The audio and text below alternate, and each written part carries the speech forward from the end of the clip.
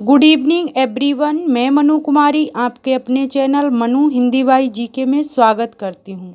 आज हम लोग पढ़ेंगे पंचप्रयाग। ठीक है, वेरी इंपॉर्टेंट टॉपिक है, ध्यान से पढ़ेंगे सभी लोग।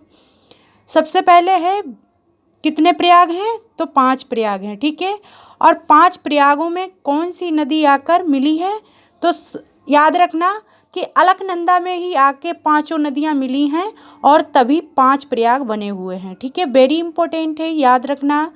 सबसे पहले है विष्णु प्रयाग। तो विष्णु प्रयाग में अलकनंदा नदी में आके कौन सी नदी मिली है, धौली गंगा। ठीक है, याद रखना, वेरी इंपॉर्टेंट है कि विष्णु प्रयाग कैसे बना है, अलकनंदा में आके धौली गंगा नदी मिली हुई है। ठीक है, तभी विष्णु प्रयाग का निर्माण हुआ है। ठीक है, वेरी इंपॉर्टेंट है, याद रखना। फिर है नंद प्रयाग। नंद प्रयाग में आके अलकनंदा नदी में नंदाकिनी नदी मिली है। ठीक है, तभी नंद प्रयाग बना हुआ है। फिर बाद में तीसरा है कर्ण प्रयाग। कर्ण प्रयाग में आके अलकनंदा नदी में आके पिंडार नदी मिली है। ठीक है, तभी बना है कर्ण प्रयाग, वेरी इंपॉर्टेंट है, याद रखना। फिर बाद में है रुद्रप्रयाग। रुद्रप्रयाग में आके अलकनंदा नदी में मंदाकिनी नदी मिली है। ठीक है, तभी बन गया है रुद्रप्रयाग। ठीक है, फिर है 5वां प्रयाग देवप्रयाग। ठीक है, वेरी इंपॉर्टेंट है, याद रखना।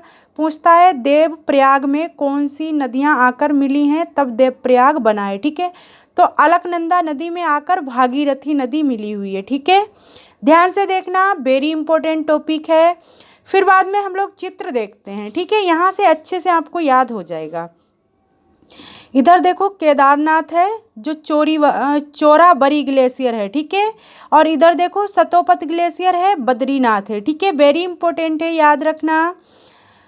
सतोपत ग्लेशियर यानी बद्रीनाथ वाले ग्लेशियर से निकली है धौली गंगा। ठीक है, ध्यान से देखना। और इधर केदारनाथ ग्लेशियर से निकली रही है, सॉरी वो हम उल्टा बोल गए। देखो सतोपत ग्लेशियर यानी बद्रीनाथ से अलकनंदा नदी निकली हुई है। ठीक है, और इधर केदारनाथ से निकली हैं धौली गंगा। ठीक है, धौली गंगा जब अलकनंदा नदी में मिली है तो यहाँ पे बना है विष्णु प्रयाग। ठीक है, ध्यान से देखना।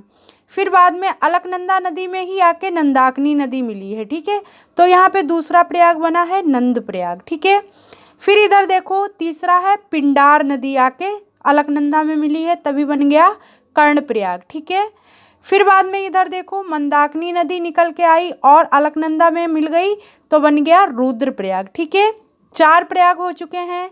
फिर बाद में देखो 5वां प्रयाग, जब भीलांगना और भागीरथी दोनों नदी आई हैं। ठीक है, दोनों नदी एक में मिल गई हैं, फिर आगे जब बही है तो वो उसको भागीरथी के नाम से जाना गया है। ठीक है, भागीरथी और भीलांगना दो अलग अलग नदियां थीं और दोनों एक में मिलने के बाद में भागीरथी के नाम से आगे देवप्रयाग में जाके मिली है। ठीक है, अलकनंदा नदी में।